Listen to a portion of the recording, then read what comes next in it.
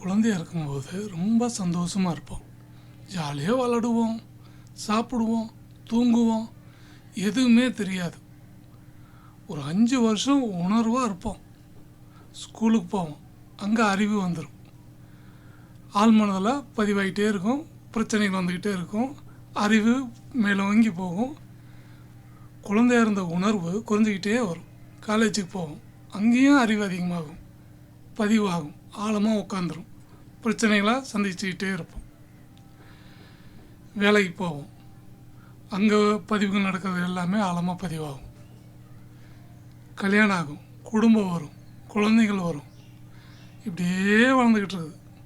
குழந்தைகள் இருந்த சந்தோஷம் குறைஞ்சி அறிவு அதிகமாகி உணர்வு குறைஞ்சிக்கிட்டே வரும். பிரச்சனைகள் அங்கே தான் ஸ்டார்ட் ஆயிடுச்சு. உணர்வாக இருந்த நம்ம அறிவாக போகும்போது சந்தோஷத்தை இழந்துக்கிட்டே வரும். அப்போ உடலில் நோயும் மனசில் பிரச்சனையும் வருது. 6 விஷயத்தை சரி பண்ணணுங்க.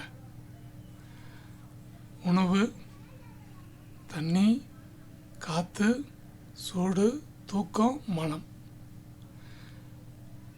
பஞ்சபூதாங்க உடல், நவகிரகங்கள் மனம், இதெல்லாம் சரி பண்ணணும். இப்போ உணவு, பசிக்கும்போது சாப்பிடணும். எப்போ பசி எடுக்குதோ அப்போ மென்று சாப்பிடணும். சும்மா கண்ட உணவுகள்லாம் சாப்பிடக்கூடாது. புரோட்டா, கடையில் வைக்கிறது எல்லாமே கெமிக்கல் அதிகமாக போட்டு அவ்வளோ உடல் நோயை அதிகப்படுத்துகிறாங்க. இந்த மாதிரி உணவுகள்லாம் எடுத்துக்கவே கூடாது. வீட்டு சாப்பாடு, நல்ல உணவை பசி எடுத்து மென்று சாப்பிட்ணும். அரை வயிறு தாங்க சாப்பிட்ணும். இஷ்டத்துக்குலாம் கொட்டக்கூடாது. உள்ள ஜீரணம் ஆகாது. இந்த ஜீரணம் ஆகாதனால தான் இவ்வளோ பிரச்சனைகள். அப்போ கழிவுகளை வெளியே தள்ளணும், பேதிக்கு எடுத்துக்கணும். வருஷத்துக்கு 2 டைம்னாச்சு பேதிக்கு எடுத்துக்கிட்டே வந்தோம்னா இந்த ஜீரண மண்டலம் சரியாகும்போது எல்லாமே சரியாயிடும். தண்ணி தாகம் எடுக்கும்போது குடிக்கிறோம். 1 டம்ளரில் பெரிய டம்ளரில் குடித்தா போதும். மறுபடியும் எப்போ தாகம் எடுக்குதோ அப்போ குடிங்க. ஒரு மணி நேரத்துக்கு ஒரு டைம் குடிங்க.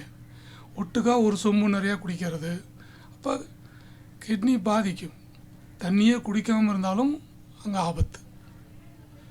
நமக்கு என்ன தேவைங்கிறது உடம்பு சொல்லும், அதுக்கு தகுந்த மாதிரி குடிக்கணும். கொஞ்சம் கொஞ்சமாக தான், கப்பி தான் குடிக்கணும்.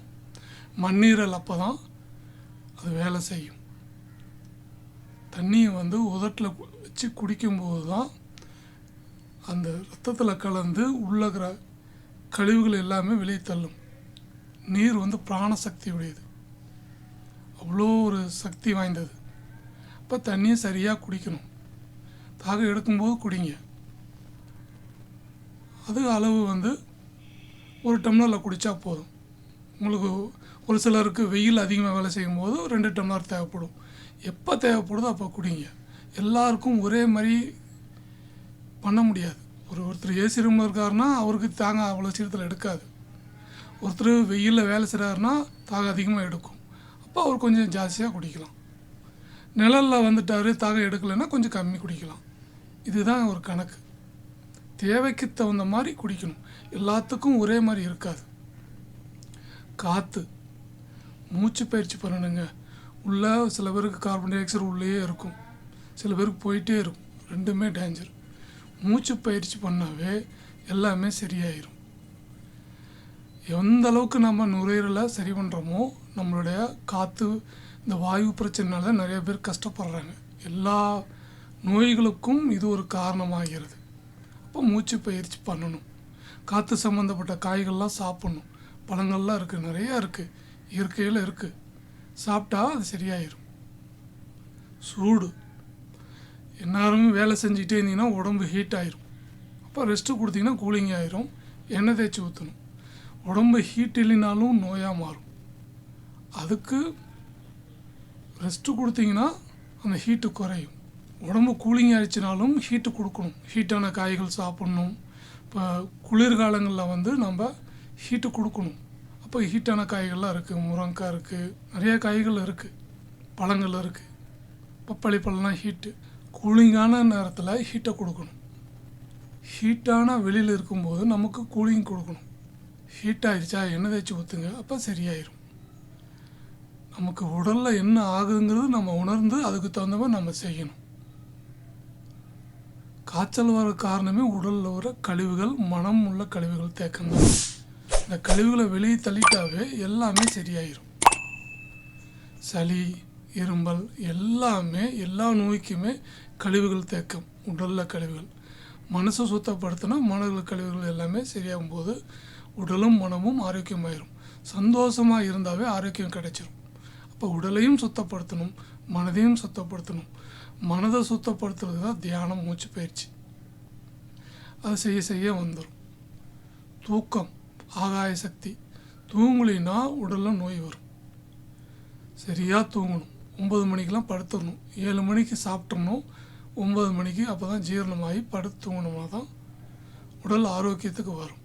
தூக்கம் இல்லைனாலும் நோய் வரும். இதெல்லாம் சரியாக பண்ணிக்கிட்டே வரணும். உடற்பயிற்சி செய்யணும். அதுவும் உடம்பு இறுகி போயிடுது. பனி காலத்தில் இறுகும், வெயில் காலத்துலேயும் சூடாகி உடம்பு டைட் ஆயிரும்.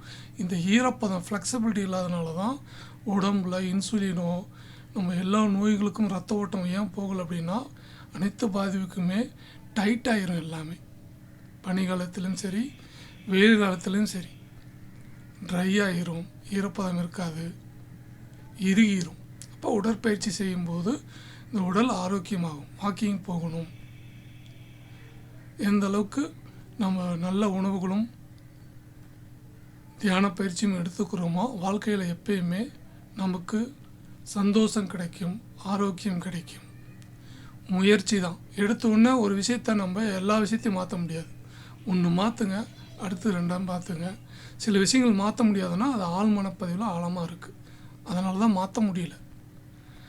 தியானம் பண்ண பண்ண புரிய ஆரம்பிச்சிடும். மூச்சு காற்றை கவனிங்க. கண்ணை மூடி இந்த மூச்சு காற்று உள்ளே போயிட்டு வருது, இந்த இடத்துல கவனித்தா ஆழ்மனப்பதிவில் இருக்கிற கெட்ட பதிவுகள்லாம் வெளியே போயிடும். நல்ல எண்ணங்கள் உருவாகும். மனம்னா என்ன? சந்தோஷமாக இருக்குன்னு நினைக்கும், கோவப்படும், கவலைப்படும், பயப்படும், வெறுக்கும், பொறாமப்படும், சண்டை போடும், பிரச்சனையை கொடுக்கும். எல்லாமே மனம்தான்.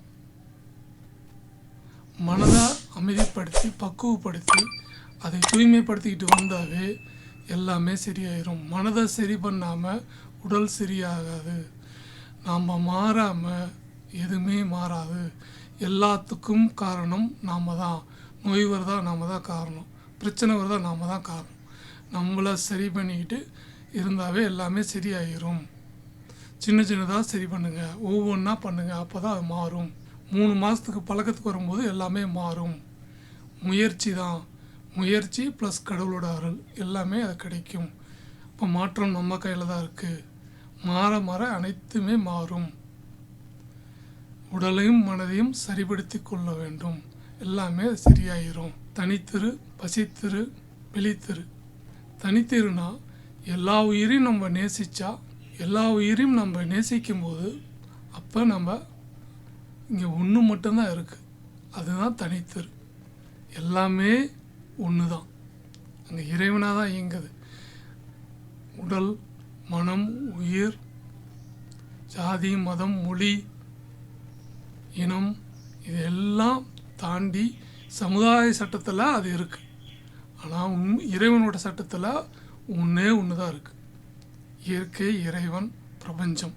அந்த ஒன்றுலேருந்து தான் இத்தனையும் 85 லட்சம் உயிரினங்கள் பார்க்குறது எல்லாமே. நம்மளுடைய இயற்கை சட்டத்தை நம்ம கற்றுக்க மறந்துட்டோம். இறைவன்னா யார், எப்படி இயங்குறாரு அப்படிங்கிறத நம்ம புரிஞ்சுக்கணும். இயற்கை நோக்கி வரும்போது எல்லாமே புரியும்.